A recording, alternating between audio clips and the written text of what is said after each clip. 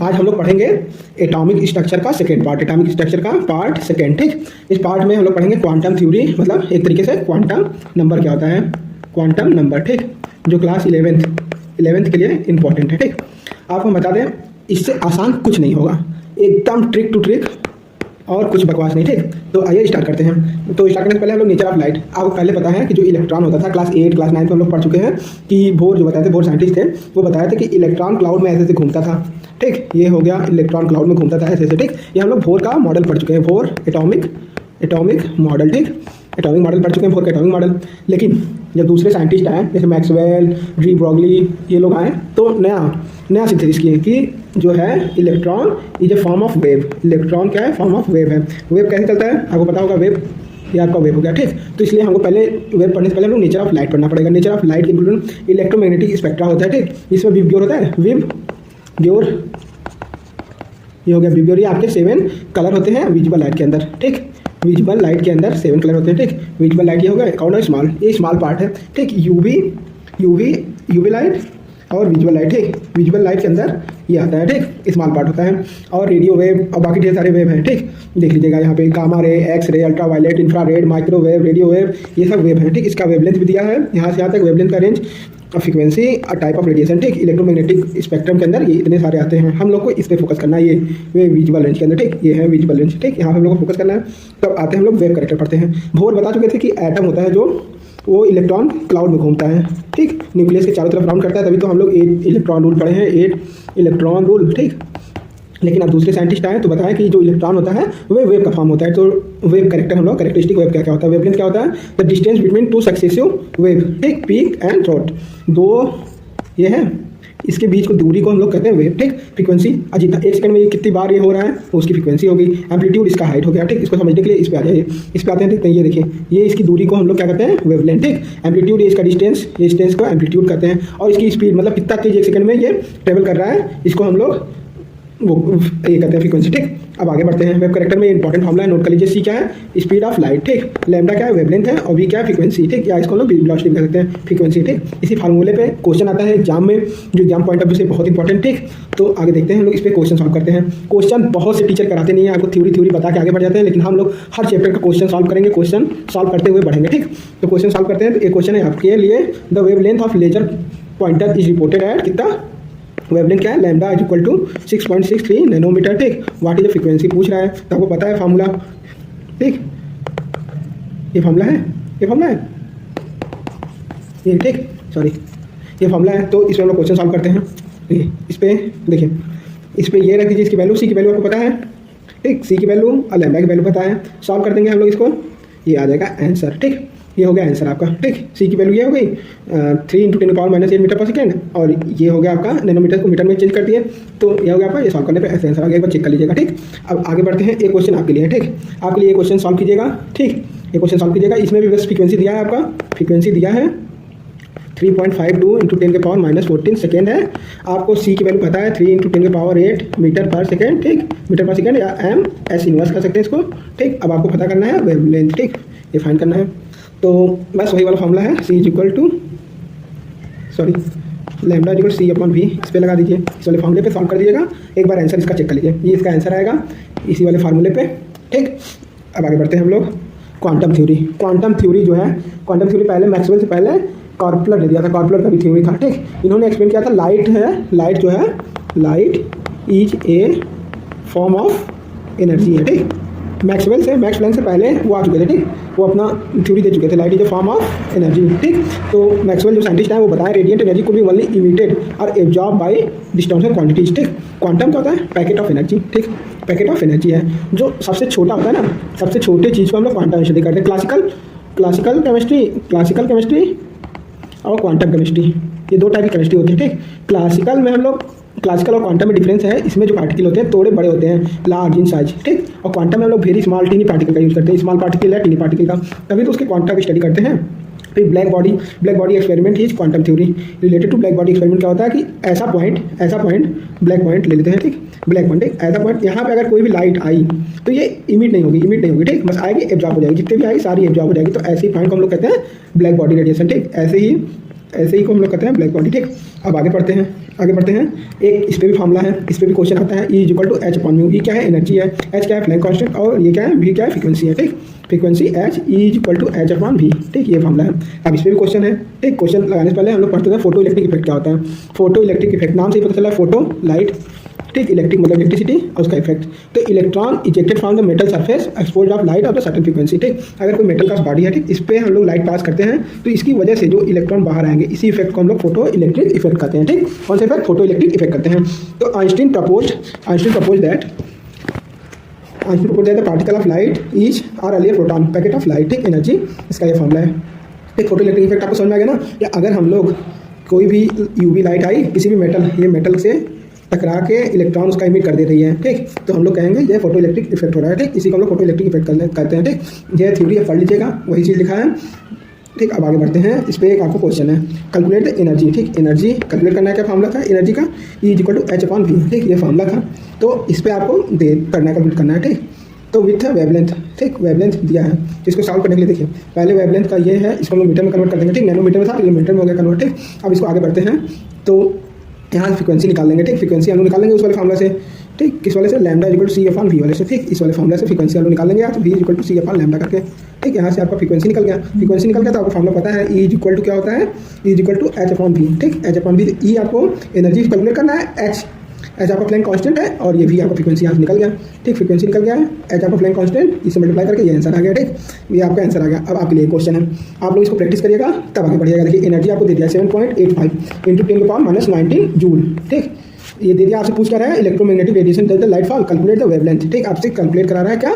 Lambda. ठीक, तो पहले आपको यहाँ से इस वाले फॉर्मूले पे एच अपॉन वी से कैलकुलेट करना होगा आपको फ्रीक्वेंसी, फिर उस वाले फॉर्मूले से lambda upon C by V से। ये दो फॉर्मूले हैं। ठीक, ये दोनों से आपको सॉल्व होगा। इसके बाद इस वाले फॉर्मूले पे सी की वैल्यू यहाँ रख देंगे और जो फ्रीक्वेंसी आएगी यहाँ रख देंगे, फिर आपका यहाँ से वेवलेंथ निकल जाएगा। उसी क्वेश्चन को घुमा दिया है। ठीक, एक बार करिएगा, इसका आंसर नोट कर लीजिए। इसका आंसर ये 253 नैनोमीटर्स, इसको मीटर में ऐसे लिखेंगे। ठीक, ये आपका हो गया, इसका आंसर नोट कर लीजिए। अब आगे बढ़ते हैं। Photo electric effect. Photo electric effect क्या है पूछ रहा है? लाइट वेव है या पार्टिकल? तो कंक्लूजन, अब आपसे पूछ रहा है लाइट क्या है? Light is a form of wave है या पार्टिकल है? ठीक, तो कंक्लूजन में लिखा light must have the particle character as well as wave character. मतलब light so dual nature of light. ठीक, तो डुअल नेचर ऑफ लाइट है। तो बोर थ्योरी आपको पता है, बोर थ्योरी और hydrogen atom. Bohr theory hydrogen atom के लिए क्या थी? Planck theory along with the Einstein ideal did not explain the photo electric effect but also the made of the possible scientist unreliable idea of atomic lines. ठीक, ये देखिए जो bore theory थी वही एक्सप्लेन किया था कि एटम जो होता है वो रिवॉल्व करता है ऐसे से। ठीक, तो उसके पहले जो साइंटिस्ट आए थे, आइंस्टीन, जितने भी सारे थ्योरियाँ गलत हो गई। जब से मैक्सवेल की थ्योरी आई कि डुअल नेचर ऑफ लाइट होता है, ठीक, वेव नेचर होता है पार्टिकल का, तो ऊपर की सारी थ्योरी गलत हो गई। अब आगे बढ़ते हैं। Atomic line spectra. Line spectra का है the emission of light only at specific wavelength. ठीक, स्पेसिफिक वेवलेंथ, एक लाइट अपने स्पेसिफिक, जैसे कोई यूवी लाइट है 200 से 400 नैनोमीटर, ठीक, की रेंज में जाती है, इसका अपना स्पेसिफिक है। ठीक, इसी तरह हर लाइट का, हर रेडिएशन का स्पेसिफिक लेंथ होता है। यूवी रे अलग जाएगी, गामा रे अलग जाएगा। ठीक, सबका फिक्स होता है। एवरी एलिमेंट है यूनिक इमिशन स्पेक्ट्रा, ये तो आपको पता चल गया।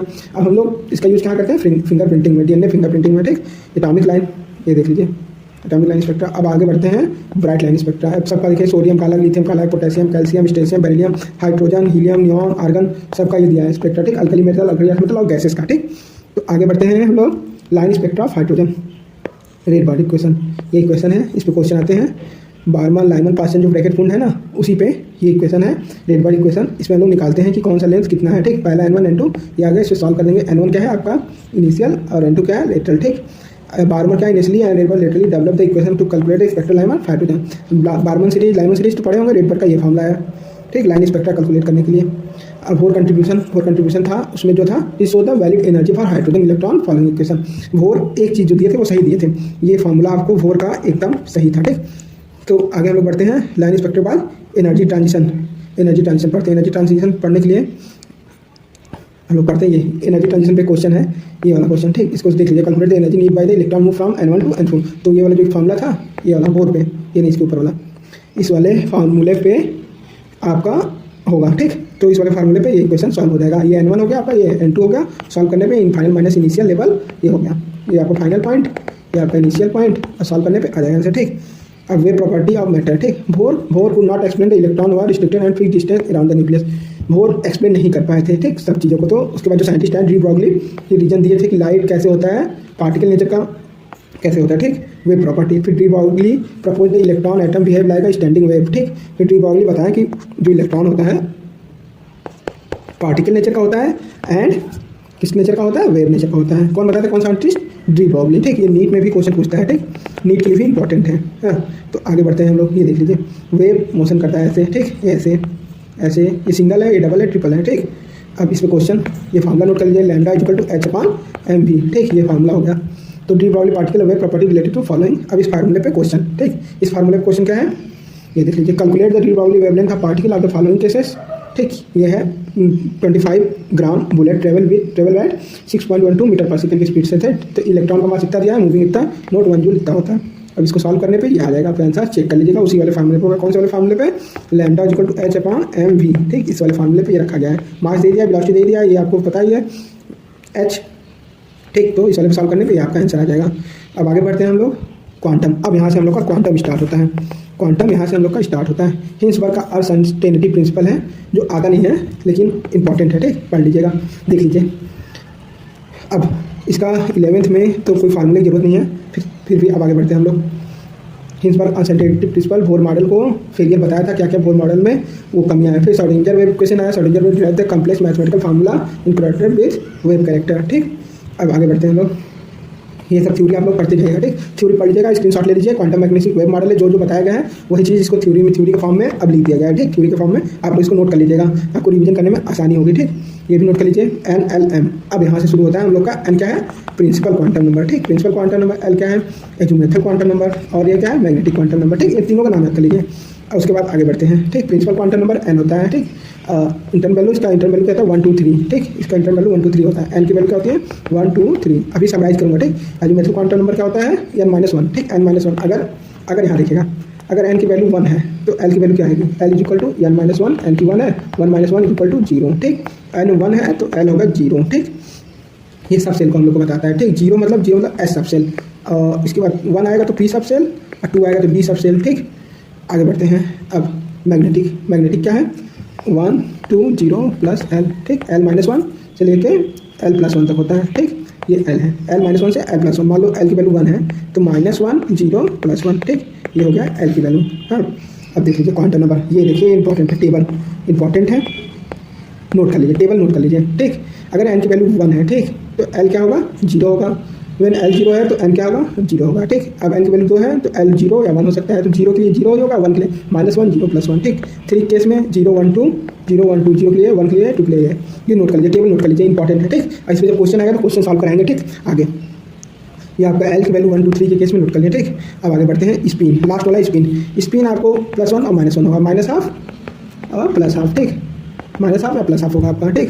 स्पिन के ये आपको बताता है, describe the spin of electron to occupy the orbit, कैसे इलेक्ट्रॉन ऑर्बिट में है, ठीक। अब आगे बढ़ते हैं, अब इस क्वेश्चन को देखिए, which are the following possible set of the quantum number, ये किसके लिए पॉसिबल सेट है, आप बताइए इसको। तो इसको देखिए, 1 0, which are the following possible set of quantum number, value is not possible, ठीक।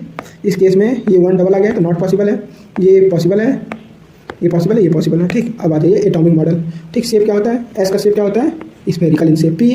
पी का क्या शेप होता है, 2 लोब होते हैं, ठीक, 2 लोब ऐसे, ठीक। एस होता है ऐसे, डी होता है ऐसे, ठीक, और एफ होता है कॉम्प्लेक्स शेप ऐसे, ठीक। ये हो गया आपका SPDF, इसको देख लीजिए यहाँ पे, ये पी का होता है। अब आगे बढ़ते हैं हम लोग, ground state, excited state, electronic configuration. Ground state क्या होता है, लोएस्ट स्टेट, एक्साइटेड स्टेट और इलेक्ट्रॉनिक कन्फिग्रेशन। इलेक्ट्रॉनिक कन्फिग्रेशन याद करने के लिए आपको ये देखना पड़ेगा, ठीक। 1s 2s 2p 3s 3p, इसके लिए देखिए एक ट्रिक है, ट्रिक अभी आपको बताते हैं। हुन्स रूल के अकॉर्डिंग हम लोग इलेक्ट्रॉन को फिल करते हैं। हुन्स रूल का most stable arrangement of electron orbit equal, ठीक। हुन्स रूल के हिसाब से हम लोग इलेक्ट्रॉन को फिल करते हैं, पहले सिंगल, पहले S फिल होगा, फिर P, उसके बाद P फिल होगा, फिर D फिल होगा। आगे बढ़ते हैं, इलेक्ट्रॉनिक कन्फिग्रेशन याद करने के लिए देखिए ऐसे बढ़ते जाइए, 1s 2s 2p 3s 3p 4s 3d 4d 5s, ऐसे बढ़ते जाइए, 1s, ठीक, 2s, इसको 1s 2s 2 2p 6 3s 2, फिर 3p 6, फिर 4s 2, ठीक। यहाँ तक आ गया 4s 2, फिर उसके बाद आ जाइए 3d 10 के बाद 4p 6, फिर 5s 2, ठीक। ऐसे याद करते हैं, ये चलता है ऐसे ये होता है, ठीक। इसको नोट कर लीजिए, ये देख लीजिए, नोट कर लीजिए यहाँ से।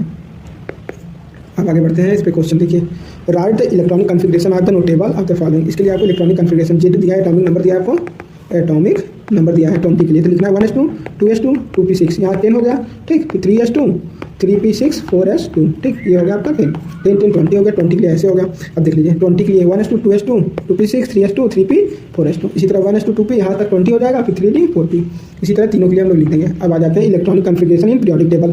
पीरियोडिक टेबल का जब चैप्टर आएगा ये वाला, इसके लिए हम एक नया वीडियो बनाएंगे आपको, एकदम ट्रिक इंपॉर्टेंट ट्रिक जो होते हैं पीरियोडिक टेबल में, पीरियोडिक टेबल याद करने का ट्रिक कैसे होता है, शॉर्ट फॉर्म में एटॉमिक नंबर याद करने का ट्रिक, एटॉमिक नंबर याद करने का ट्रिक, और सारे देखिए यहाँ देखें, ये आपको देखिए